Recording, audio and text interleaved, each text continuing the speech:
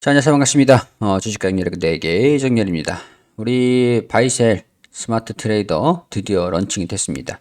오른쪽 배너 보시면은 우리가 저기 친절하게 좀 안내해 드릴 수 있는 신청 방법들 나와 있으니까 참고해 주시고 관련 이제 키워드 필요하신 거 있으시면은 필요하신 거 맞게 신청해 주시면 됩니다. 자, 그리고 오늘 영상 첨부 보도록 할 텐데 시청하시기 전에 좋아요, 구독 한 번씩 부탁드리도록 할게요. 첨보. 지금 제가 여기 가격 딱 그어 놓은 가격 있죠. 30만원 부분들. 여기에서 저는 고점이라고 판단을 하는데 왜 여기가 고점일까? 차근차근 설명으로 풀어드릴 수 있도록 하겠습니다. 자, 일단은 우리 매출 볼게요. 자, 매출을 보니까 우리 연간 실적 가이던스를 보면은 3,300억 원, 영업이익을 600억 수준으로 559억 원 단기 순이익을 보고 있습니다. 간단하게 계산을 한번 좀 때려볼게요. 지금 이미 1, 2, 3분기가 나왔기 때문에 4분기를 조금만 평균치로 예측을 해본다라고 하면은 컨센서스를 달성을 할 수 있을지, 아니면 컨센보다 조금 낮을지, 이런 것들을 우리가 판단을 할 수가 있어요. 자, 1분기 180억 원, 2분기 120억 원, 3분기 153억 원. 자, 추정치는 153억 원 수준들이죠. 그러면 600억 원. 자, 그러면 연간 이익이 600억 원 수준. 소폭 높을 수도 있다. 606억 원으로. 자, 그러면 영업이익, 단기 순이익을 한번 보겠습니다. 영업이익은 606억 원 수준들이고, 단기 순이익 1분기 135억 원, 144억 원, 190억 원, 그리고 122억 원. 단기 순이익이 높을 수도 있겠지만 일단은 컨센서스 따라서 122억 원을 계산하면은 591억 원. 이 정도 수준은 컨센서스에 부합할 거다라고 보는 수준이라고 할 수 있을 것 같아요. 비교 괴리감은 살짝 있지만.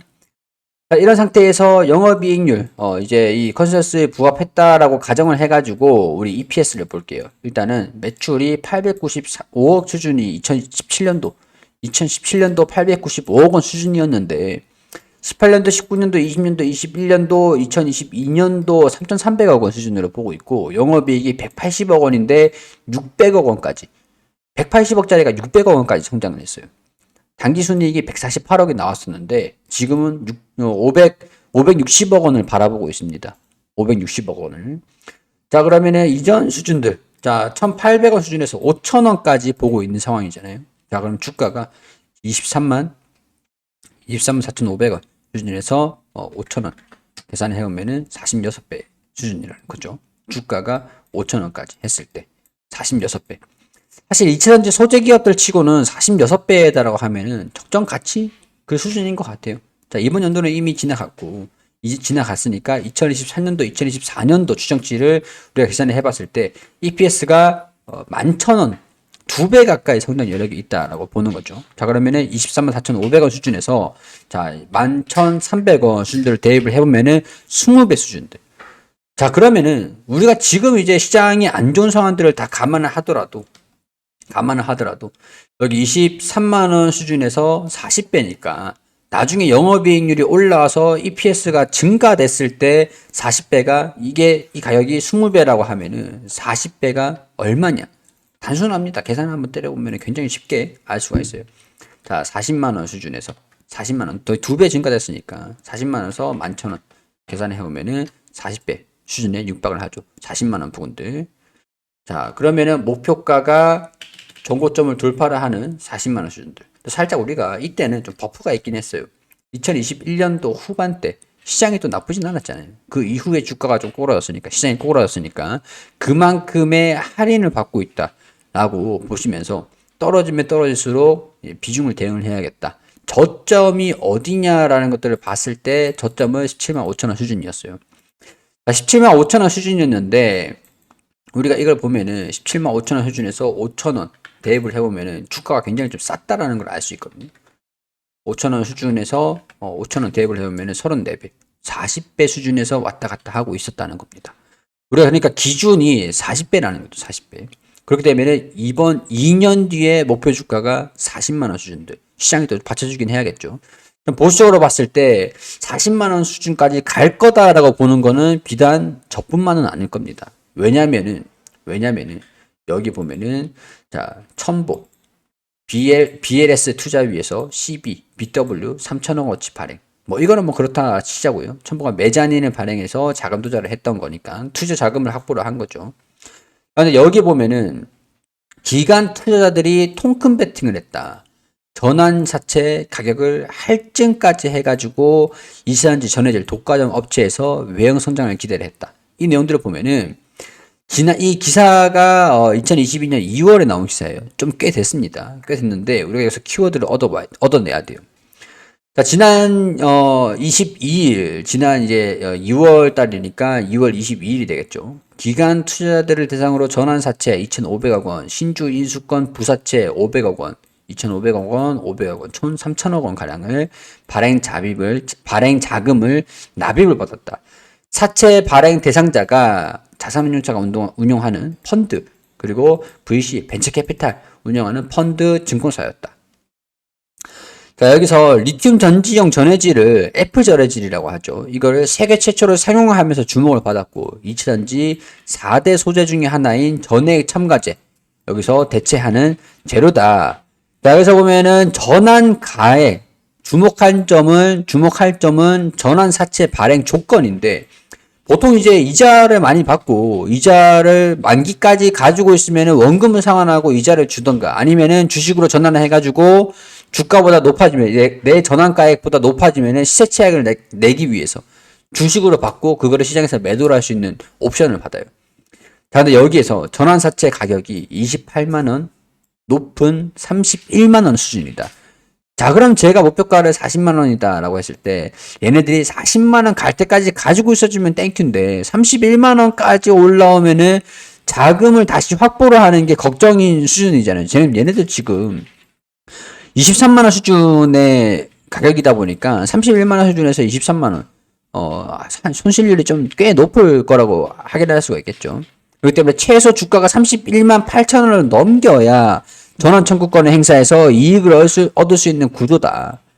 자, 1주당 31만 원 10일을 주식으로 바꾼 후 이를 시장에 매도해서 차익을 얻을 수 있다. 근데 보통 있잖아요. 보통 얘네들이 시장에 매도를 할 때 블록딜을 해야 됩니다. 블록딜을 진행을 할 때 뭐 대량으로 매도를 해야 되는 상황이 된다라고 한다면 얘네 수요 예측을 또 해줘야 돼요. 그러면 할인율이 들어가요. 최대 10% 가량 정도. 그럼 주가가 여기서 한 31만 원 수준에서 10% 정도 올라간 가격이 얼마냐? 34만 원 수준이라는 거죠. 34만 원, 33만 원 수준들. 딱 전고점 수준입니다. 그럼 주가가 조정을 받으면은 여기서 떨어질 때마다 매수를 했다가 이 기업이 성장하는 모습들을 보여주면서 40만 원에 35만 원에 육박할 경우가 된다라고 하면은 이 구간부터 자금을 야금야금 축소시키는 게 딱 맞는 전략이 아닐까. 이렇게 볼 수가 있는 거죠. 전환사채만 보더라도 이런 것들을 판단을 할 수가 있죠. 기존 주가보다 저렴하게 주식을 넘겨서 채권자들한테 이득을 주기 위해서 설정된 것들이 투자자 모집이 어려운 기업은 전환가의 할인율이 더 높아지기도 하는데, 오히려 투자자 모집이 너무 많다 보니까 전환 가액을 높여서 발행을 하는 사태가 일어났다. 다행히 이 가격이 낮지 않고 높은 수준들이다. 이러고 투자를 받은 게 참 신기한 상황들이긴 한데, 일단 여기 내용들 보면은 기관은 이제 이 자금을 회수를 해야 될 거 아닙니까? 회수를 한다라고 하면은 나중에 좀 주가가 올라간다라고 하면 당연히 회수를 하겠죠. 자금을 엑시트를 한다, 시장에 매도를 한다, 이렇게 보시면 되는 겁니다. 사채 발행 대상자 자산운용 벤처캐피탈 운용하는 펀드, 여기 보면은 아무래도 여기 주주로는 나와 있지 않을 거고, 여기 뭐 등등등등 있네요. 여기 있네요. 펀드를 통해 간접적으로 투자를 참여를 했다. 뭐 이런 메자닌 증권 매입을 한 것으로 알려졌다. 12. 이런 상태에서 지금 전해질 독과점 업체로 전방 업계 증설수에 외형 성장이 기대된다. 근데 주가는 할인이 되고 있다. 자, 뭐 때문인가? 지금 중국 쪽에서도 좀 그 이슈가 있습니다. 자, 이 내용들이 11월 15일에 나온 것들을 보면은 LG 엔솔 첨보와 대규모 전해질 공급 계약을 추진했다. 이 물량이 테슬라로 간다. 최근에 우리 테슬라가 어떻게 되고 있죠?